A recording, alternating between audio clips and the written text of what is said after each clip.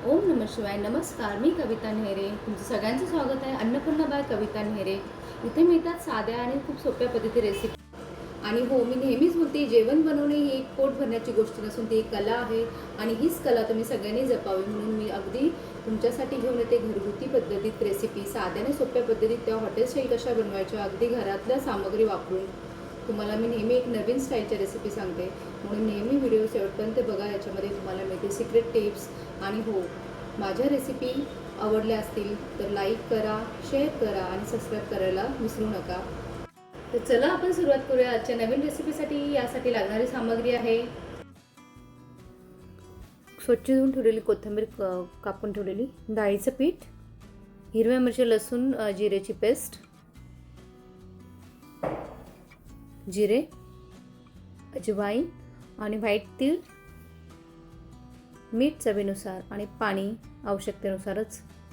सर्वप्रथम आपण धुवून घेतलेली कोथिंबीर सुकवून ठेवली होती, तर छान असं साफ करून स्वच्छ धुवून ठेवली होती मी. आणि त्याच्यानंतर मी साफ कट करून घेऊ. सर्वप्रथम आपण मसाला तयार करू. यासाठी लागणारा जो साहित्य आहे मेन, हिरव्या मिरच्या तुम्ही चवीप्रमाणे घ्या, तिखट आणि लसूण आणि अद्रक हे मस्त ग्राइंड करून घ्यायचं आणि पेस्ट तयार करून घ्यायची. कोथिंबीर मी स्वच्छ धुवून ठेवली होती, ती छान अशी कट करून घ्या बारीक. आणि छान लागतात ही रेसिपी, नक्की व्हिडिओ शेवटपर्यंत बघा. आणि खूप इझी आहे बनवायला, स्टेप फॉलो केलं तर पटकन छान बनतात. सर्वप्रथम मग कापलेली कोथिंबीर एका परातीत घेऊया, भांड्यात. व्हिडिओ शेवटपर्यंत नक्की बघा, मी याच्यामध्ये काहीतरी सिक्रेट टिप्स सांगणार आहे.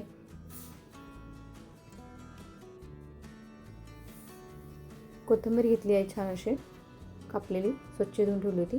तर डाळीचं पीठ ॲड करूया. तुम्ही यामध्ये बाकीचेही दुसरे पिठं ॲड करू शकतात, मिक्स बाजरीचं, ज्वारीचं या नाचणीचं. हा मसाला टाकूया. हिरव्या मिरच्या, लसूण आणि अद्रक, जिरे वाटून घेतले होते ते टाकूया छान. Secret ingredients sesame seeds. थंडीमध्ये खाल्लेले चांगले असतात म्हणून शक्यतो त्या रेसिपीमध्ये तुम्ही टाका, तुमच्या आहारामध्ये असू द्या. सिसेमी सीड हे उष्णतेसाठी चांगलं छान असतं. अजवाईन मी करून टाकलं आहे छान असं. आणि चवीनुसार मीठ. तर आज आपण बनवणार आहोत एक झटपट चविष्ट महाराष्ट्रीयन स्नॅक्स, कोथिंबीर खमंग कोथिंबीर वडी. चला तर मग लगेच सुरुवात करूया. छान हे एका भांड्यात आपण सगळी सामग्री घेऊन हे छान असं पीठ मिश्रण सगळं एकत्र करायचं. पाणी शक्यतो लगेच नाही टाकायचं, मिश्रण थोडं थोडं घालून पीठ घालून थोडं मळून घ्यायचं, कारण कोथिंबीरीमध्येच पाणी सुटतं. आणि जास्तही पातळ झालं तर वड्या तुटतात, म्हणून नेहमी पाणी आवश्यकतेनुसारच टाकायचं. शक्यतो पाण्याची गरज नाही पडत, थोडं थोडं नंतर एक शिंपायचं फक्त. आणि तसंही पीठ मळून घ्यायचं. आणि हे नंतर हे मिश्रण आपलं छान असं एकजीव झालं की मग ते आपण त्याचे छोटे छोटे गोळे करून तुम्ही तुमच्या आवडीप्रमाणे तुम्ही त्याचा शेप ठेवून तुम्ही छान असं स्टीमरमध्ये ठेवून वाफवून घेऊ शकतो. हे आपलं पीठ आपलं ऑलमोस्ट मळून झालं आहे छान असं.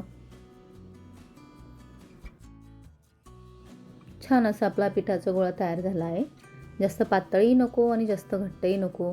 आणि मी सांगितलं पातळ झालं तर वड्या तुटायची शक्यता असते. मी एका भांड्यामध्ये पाणी ठेवून अगोदरच उकळायला ठेवलं होतं. आता आपण याला छान असं ग्रीसिंग करूया ऑइलनी, जेणेकरून वड्या त्या भांड्याला चिटकणार नाही म्हणून. आणि छान असे आपण याचे लांबट रोल बनवून घेऊया, किंवा छोटे छोटे गोळे करू शकतात. मी एक लांबट रोलच बनवणार आहे. तुम्ही तुमच्या आवडीप्रमाणे शेप देऊ शकतात, गोल करून चपटेही करा. छान असे रोल बनवून घेऊया सगळे. आणि ही अगदी झटपट होणारी रेसिपी आहे आणि अगदी सगळ्यांना आवडणारी आणि एकदम इझी टू कुक आहे, इझी टू मेड आहे आणि खूप कमी वेळात होते. नक्की ट्राय करा. ही कोथिंबीर वडी टोमॅटो सॉस किंवा हिरवी चटणीसोबत सर्व करा, खूप अप्रतिम लागते. हे असे आपले सगळे रोल बनवून झाले आहे छान असे. आणि मी एका भांड्यामध्ये पाणी गरम होण्यास ठेवलं होतं. उकळी आल्यानंतर त्याच्यामध्ये हे ठेवून असे छान असे स्टीम करूया. एक स्टीमरमध्ये ठेवून 10 ते 12 मिनटं वाफवून घ्या. थंड झाल्यावर कापून घ्या, त्यामुळे वडी तेलकट होत नाही. छोट्या छोट्या टिप्स हे लक्षात ठेवा, तुमची रेसिपी कधीच बिघडणार नाही आणि अगदी स्टेप फॉलो केल्या की रेसिपी अगदी छान बनतात. यालाही मी असं स्टीमरमध्ये ठेवून वरून तेल लावलं आहे, जेणेकरून ते एकमेकास चिटकणार नाही. छान असं स्टीमरला पाण्याला उकळी आली आहे. 10 ते 12 मिनटामध्ये ह्या स्टीम होऊ द्यायच्या, जेणेकरून ते आतपर्यंत शिजतात आणि तुम्ही तशा स्टीम केलेल्या वड्याही खाऊ शकतात. छान लागतात, अगदी चवीला अप्रतिम. नक्की ट्राय करा, व्हिडिओ शेवटपर्यंत बघा. माझ्याकडे स्टीमर होतं म्हणून मी त्याच्यामध्ये टाकलं. तुम्ही कुकरमध्ये ठेवूनही छान असं स्टीम करून घेऊ शकतात.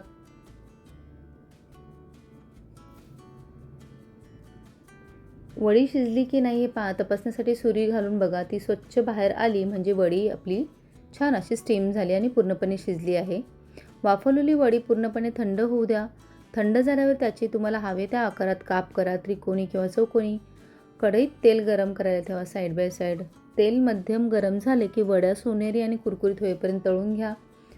पण मी शालो फ्राय करणार आहे, कमी तेलात देखील तुम्ही करू शकतात किंवा तुम्हाला डीप फ्राय असेल तर सांगितल्याप्रमाणे मध्यम गरम झाल्यावर त्या वड्या सोनेरी कुरकुरीत होईपर्यंत तळा. छान असे मी आता शालो फ्राय करणार आहे, जेणेकरून त्यात कमी तेलात छान आणि चविष्ट लागतात. तुम्ही फक्त स्टीम करूनही खाऊ शकतात. काही टिप्स आहे, कोथिंबीर जास्त आणि बेसन कमी ठेवा, म्हणजे वडी तेलकट होणार नाही आणि चवही छान येईल. पीठ घट्ट असावे, पीठ पातळ झाल्यास वडी नीट सेट होत नाही. पाणी कमी वापरा, वाटण करताना आणि पीठ मळताना पाणी जपून वापरा आणि थंड झाल्यावरच कापा.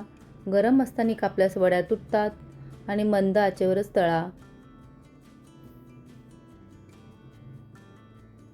छान अशा आपल्या शालो फ्राय झाल्या एका साईडनी, त्याला आपण पलटवून दुसऱ्या साईडने शालो फ्राय करून घेऊया. अगदी कमी तेलात खूप कमी वेळेत हा महाराष्ट्रीयन स्नॅक्स पार्टी स्टार्टर म्हणून तुम्ही ठेवू शकतात.